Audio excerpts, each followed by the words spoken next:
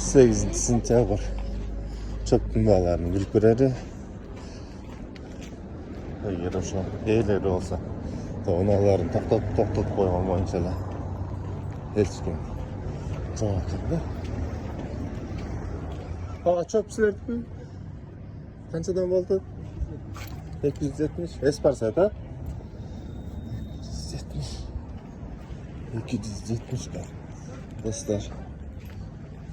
Silerdik mi Hakan? Hafta bir ele esparken. Ama 270'den olacaktır dostlar. Samanlar olsa şöyle samanlarını sana parayım. Olsa. Yaktılı 270 kan. Siloş atkanlarına kararında.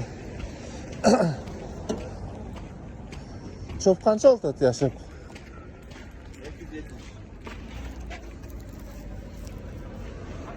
270. Aa, kaçlar 35 baktır.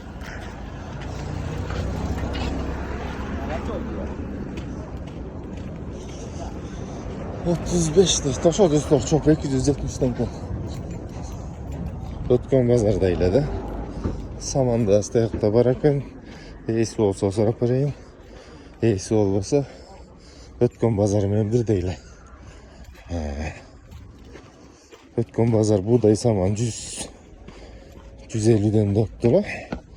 Şundayla alacağım. 120 adamlıgan biri 130'dan diyor. Aşağı dostlar.